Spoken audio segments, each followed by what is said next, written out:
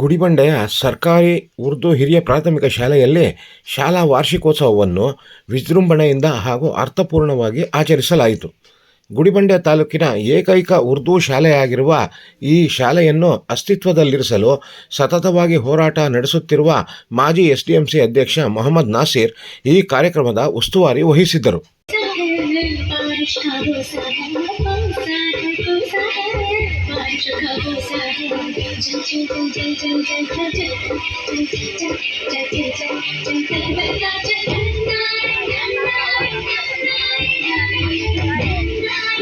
ಶಾಲೆಯ ವೇದಿಕೆಯ ಕಾರ್ಯಕ್ರಮದಲ್ಲಿ ಅಧ್ಯಕ್ಷೀಯ ಭಾಷಣ ಮಾಡಿದ ಗುಡಿಬಂಡೆ ಕ್ಷೇತ್ರ ಶಿಕ್ಷಣಾಧಿಕಾರಿ ಶ್ರೀಮತಿ ಕೃಷ್ಣಕುಮಾರಿ, ಮಹನೀಯರಾದ ಸರ್ ಮಿರ್ಜಾ ಇಸ್ಮಾಯಿಲ್ ರವರು ಪ್ರಾರಂಭಿಸಿದ ಈ ಉರ್ದು ಶಾಲೆಯಲ್ಲಿ ಓದುವುದೇ ಒಂದು ಸುದೈವ.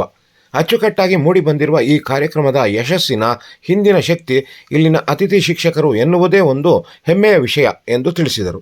ಮಕ್ಕಳ ಸಂಖ್ಯೆ ಹೆಚ್ಚಿದ್ದಾಗ ನಿಮ್ಗೆ ಅನುದಾನಗಳು ಬರುತ್ತೆ. ಅನುದಾನಗಳು ಬಂದಾಗ ಮಾತ್ರ ಪ್ರತಿಯೊಂದು ಫೆಸಿಲಿಟೀಸು ನಾವು ಕೊಡ್ತೀವಿ. ಈಗ ಇಲ್ಲಿ ವರ್ಷ ಕಡಿಮೆ ಆಗ್ತಾ ಇದ್ರೆ ನಾವು ಸಿಸ್ಟಮ್ಸ್ ಯಾರಿಗೆ ಕೊಡೋದು? ನಿಮ್ಮ ಮಕ್ಕಳಿಗೆ ಬರೀ ಓದೋದು ಬರೆಯೋದು ಬಂದರೆ ಸಾಕಾಗಲ್ಲ, ಅವ್ರಿಗೆ ಕಂಪ್ಯೂಟರ್ ನಾಲೆಜ್ ಬರಬೇಕು, ಇಂಟರ್ನೆಟ್ ಯೂಸ್ ಮಾಡೋದು ಬರಬೇಕು. ಹೊರಗಡೆ ಹೋದ ತಕ್ಷಣ ಪ್ರತಿಯೊಂದೂ ನಾವು ಇಂಟರ್ನೆಟ್ಟಲ್ಲೇ ಕೆಲಸ ಮಾಡ್ತಾ ಇದ್ದೀವಿ. ಅದನ್ನೆಲ್ಲ ಕಲಿಸುವಂತಹ ಒಂದು ಎಜುಕೇಷನ್ ಬೇಕಾಗುತ್ತೆ, ಒಂದು ಸ್ಕಿಲ್ ಕಲಿಸ್ಬೇಕಾಗುತ್ತೆ ಅವ್ರಿಗೆ. ಸೊ ಇದೆಲ್ಲ ಬರೋದು ಯಾವಾಗ ಅಂದರೆ ನೀವು ಪೋಷಕರು ಮಕ್ಕಳನ್ನ ಕರೆಕ್ಟಾಗಿ ಸ್ಕೂಲಿಗೆ ಕಳಿಸಿದಾಗ. ಇದೇ ಸಮಯದಲ್ಲಿ ತಾಲೂಕು ಖಾಸಗಿ ಶಾಲೆಗಳ ಒಕ್ಕೂಟದ ಅಧ್ಯಕ್ಷ ರಾಮಾಂಜಿ ಮಾತನಾಡಿ, ಸರ್ಕಾರಿ ಶಾಲೆಯಾದರೂ ಯಾವುದೇ ಖಾಸಗಿ ಶಾಲೆಗಿಂತ ಅದ್ಧೂರಿಯಾಗಿ ಇಂತಹ ಕಾರ್ಯಕ್ರಮಗಳನ್ನು ನಡೆಸುತ್ತಿರುವುದು ಶ್ಲಾಘನೀಯ. ಈ ಶಾಲೆ ಮತ್ತಷ್ಟು ಅಭಿವೃದ್ಧಿ ಹೊಂದಿ ಇಂತಹ ಕಾರ್ಯಕ್ರಮಗಳು ಮತ್ತಷ್ಟು ನಡೆಯುವಂತಾಗಲಿ ಎಂದರು. ಹಿಂದಕ್ಕೆ ಹೋಗ್ತಾ ಇದೆ, ಯಾಕೆ ಸ್ಟ್ರೆಂತ್ ಕಮ್ಮಿ ಆಗ್ತಾ ಇದೆ ಅಂದರೆ ನಾವು ಪ್ರಿಪ್ರೇಷನ್ ಮಾಡಬೇಕು ಮಕ್ಕಳನ್ನ. ಆ ಶಾಲೆಯಲ್ಲಿ ಈ ಶಾಲೆಯಲ್ಲಿ ನಿಮ್ಮಲ್ಲಿ ಒಂದಿದೆ 8th ಸ್ಟ್ಯಾಂಡರ್ಡ್ ಉರ್ದು ಓದ್ಬಿಟ್ಟು ನನಗೆ ಗೊತ್ತದು ಅದೇನು ಅಂತ ಅದ್ರ ಬಗ್ಗೆ ನನಗೆ ಗೊತ್ತು.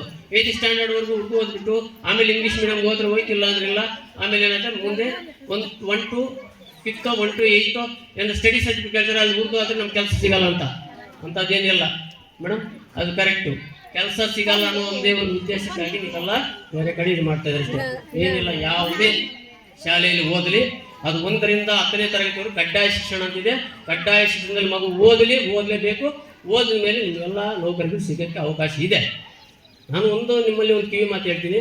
ಆಲ್ರೆಡಿ ಮುಖ್ಯಸ್ಥ ಸರ್ ಎಲ್ಲ ಹೇಳ್ಬಿಟ್ಟವ್ರೆ, ನಾವು ಹೇಳೋದೇನಿಲ್ಲ, ಯಾಕಂದರೆ ಟೈಮ್ ಕಮ್ಮಿ ಇದೆ. ಒಂದಂತ ಹೇಳ್ತೀನಿ, ಮಕ್ಕಳ ಭವಿಷ್ಯ ಪೋಷಕರ ಕೈಯಲ್ಲಿದೆ. ಅದು ಯಾರೇ ಆಗಲಿ ಪೋಷಕರ ಕೈಯಲ್ಲಿದೆ. ಇದೇ ಸಮಯದಲ್ಲಿ ಪಟ್ಟಣ ಪಂಚಾಯಿತಿ ಮಾಜಿ ಅಧ್ಯಕ್ಷ ಹಾಗೂ ಹಳೆಯ ವಿದ್ಯಾರ್ಥಿ ರಿಯಾಜ್ ಪಾಷಾ ಮಾತನಾಡಿ ಶಾಲೆ ಉಳಿಸಿ ಬೆಳೆಸುವ ಅನಿವಾರ್ಯತೆಯ ಬಗ್ಗೆ ತಿಳಿಸಿದರು. अगर 60 साल तक इंसान कमाता है, गमाता है, जिंदगी करता है, जो कुछ भी करना है करता है. अगर 60 साल हो गए तो वो अपनी जिंदगी से रिटायर्ड हो जाता है. जब रिटायर्ड होता है मस्जिद की तरफ रुख करता है, तब दीनी बात हम जानना रहे तो करना में नहीं हो सकता. उर्दू बात अगरचे हम जानते हैं, कहाँ भी जाओ उर्दू की अहमियत रखती है दीन के अंदर. ये दीन में हमें घुसना है. आज दुनिया का है कि अल्लाह ताला बताया है दीन और दुनिया दोनों करो. दीन एक ही नहीं, दुनिया एक ही नहीं, दोनों बराबर करो. ಇನ್ನು ಶಾಲೆಯ ವಿದ್ಯಾರ್ಥಿನಿಯರಿಂದ ನಡೆದ ಸಾಂಸ್ಕೃತಿಕ ಕಾರ್ಯಕ್ರಮಗಳು ನೋಡುಗರ ಕಣ್ಮನ ಸೆಳೆದವು.